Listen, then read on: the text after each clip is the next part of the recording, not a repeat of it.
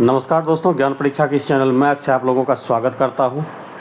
आज का दिन काफ़ी महत्वपूर्ण है इस लिहाजे से कि जिस वैकेंसी का हम लोग को बेसब्री से इंतज़ार रहती है, आज उसका जो है नोटिफिकेशन बीपीएससी आयोग के द्वारा जो है आउट किया गया है। और इस नोटिफिकेशन का नाम है एकीकृत 71वीं संयुक्त प्रारंभिक प्रतियोगिता परीक्षा, जो कि बिहार लोक सेवा आयोग का जो है महत्वपूर्ण परीक्षा है। और इस परीक्षा का जो है सभी छात्रों को बेसब्री से इंतज़ार रहती है। तो देखिए, इसकी अध्यात्मा जो है बीपीएससी के द्वारा जो है आज जारी कर दिया गया है, नोटिफिकेशन जो है जारी कर दिया गया है। आपको सबसे पहले इसमें हम बताते चलें कि इस परीक्षा को फॉर्म की फिलअप करने का डेट जो रखा गया है वह 2/6/2025 से रखा गया है। ये 2 जून से आप इसे ऑनलाइन अप्लाई कर सकते हैं। और लास्ट डेट जो रखा गया है वह 30/6 मतलब 30 जून 2025 तक रखा गया है।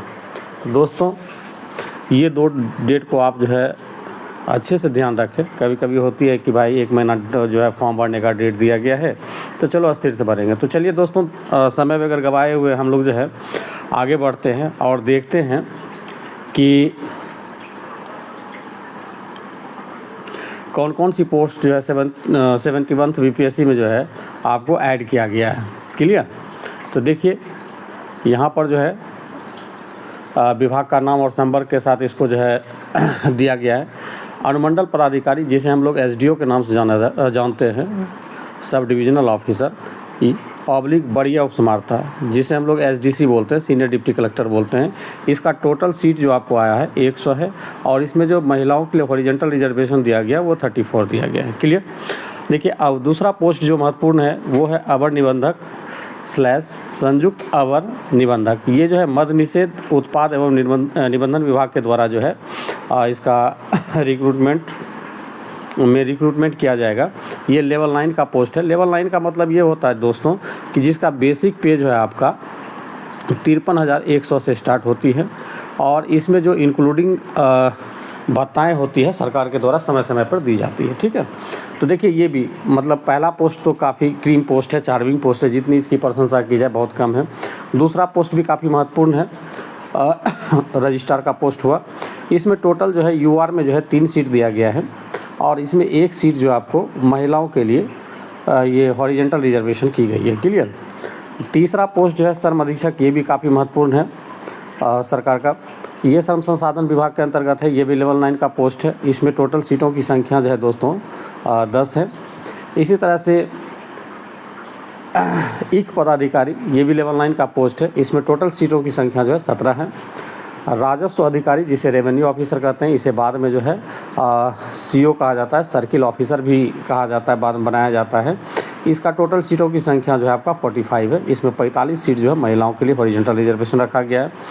छठा सीट जो आपका महत्वपूर्ण है वो प्रखंड पंचायती राज पदाधिकारी, जिसे हम लोग बीपीआरओ बोलते हैं। ये चूँकि पोस्ट बीच में बहुत चर्चा का विषय रहा था, क्योंकि प्रखंड विकास पदाधिकारी से जितने एग्जीक्यूटिव पावर था उसे छीन कर जो है बीपीआरओ को दिया गया था, जिसके कारण ये काफ़ी चर्चा में रही थी पोस्ट। ये लेवल 7 का है। इसमें सीटों की संख्या जो है टोटल आपका 22 है। उसके बाद सहकारिता प्रसार पदाधिकारी, ये नोटिफिकेशन जो है आपको 70 में ही जुड़ने वाली थी, लेकिन बहुत डिलेस आने के कारण जो है उसमें ऐड नहीं किया गया था 70वीं बीपीएससी में, लेकिन इसे 71 बीपीएससी में जो आपको ऐड कर दिया गया। इसकी सीटों की संख्या सबसे अधिक है, जो कि 502 है। और इसमें महिलाओं के लिए हॉरिजॉन्टल रिजर्वेशन जो है आपको 171 रखा गया है।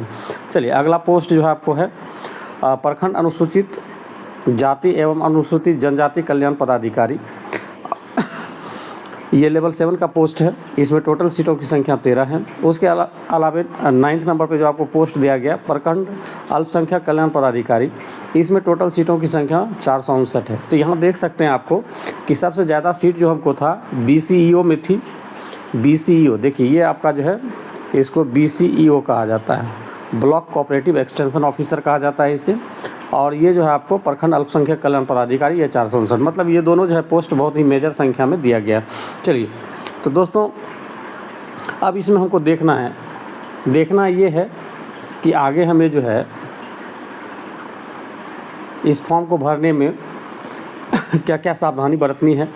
तो चलिए इसमें आरक्षण की बात है, तो आप लोग नोटिफिकेशन डाउन, हम आपको बताते चलते हैं आरक्षण का जो नॉर्मल कंडीशन पहले से दिया आ रहा है वही चीज़ इसमें भी दिया गया है। तो आप इसे नोटिफिकेशन को डाउनलोड करके आप अच्छे से पढ़ लीजिए, कहीं कोई दिक्कत नहीं। इसमें मोटा मोटी तौर पर हम ये आपको कह दें कि जो अनुसूचित जनजाति और जाति से बिलोंग करते हैं उसे जाति प्रमाण पत्र और अस्थायी निवास प्रमाण पत्र आपको संलग्न करना होगा।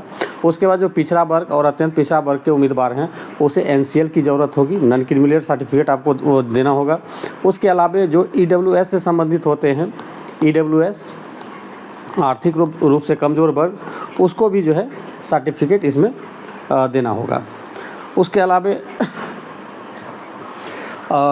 आरक्षण का दावा करने वाली विवाहित महिलाओं के लिए कहा गया है कि ये जो है आरक्षण का दावा जो है अपने पति के नाम से ना होकर अपने पिता के नाम से वह जो है निर्गत हुआ प्रमाण पत्र चाहिए, जिसके आधार पर वह जो आरक्षण का दावा कर सकती है। अगर पति के नाम से है तो उसे आरक्षण के श्रेणी में रखा नहीं जाएगा। चलिए अगला बात हम लोग इसमें देखते हैं। ये सब नोटिफिकेशन का जो कॉरम होता है वो सब इसमें दिया गया है, ठीक है।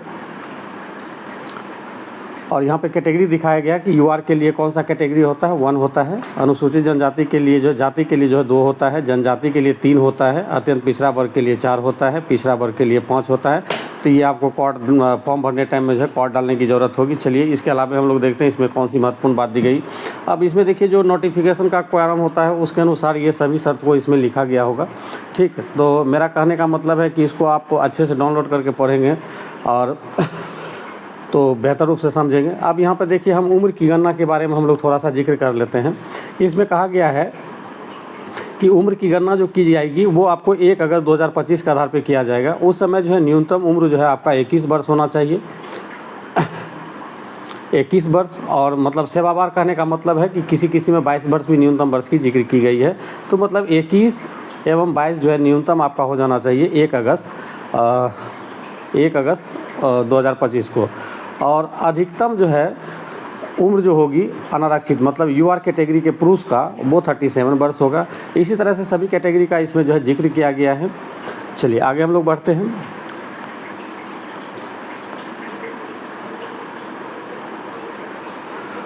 अब इसमें देखिए हम आपको सबसे महत्वपूर्ण चीज़ पे हम अंडरलाइन करके आपको दिखाएंगे।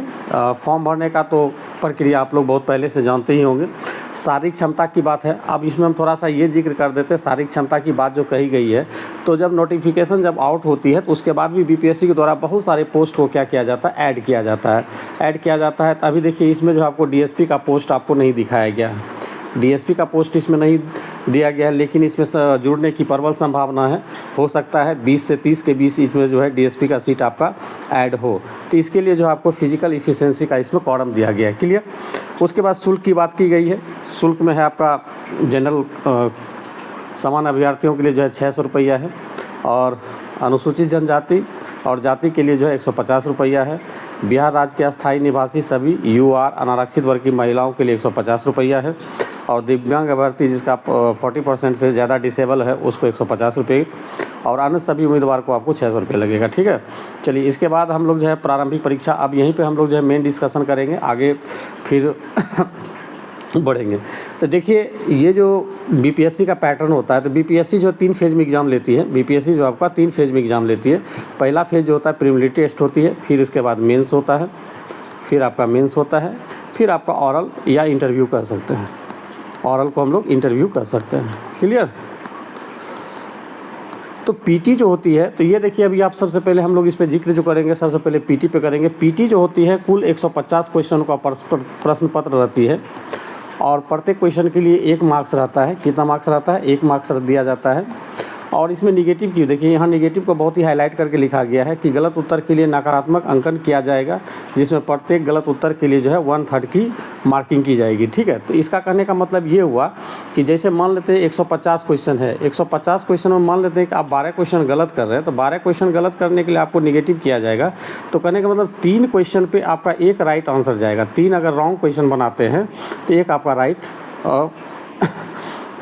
आंसर जो है आपका वो डिडक्ट हो जाता है। तो इसका करने का मतलब ये हुआ कि जैसे मान लीजिए हम तो कहने का मतलब ये समझिए कि इधर हमने 138 सही बनाया है। सपोज दैट कल्पना करते हैं कि 138 हम सही बनाए हैं, 12 मेरा गलत हुआ, तो 12 को हम लोग क्या करेंगे 3 से डिवाइड करेंगे तो कितना हो जाएगा 4।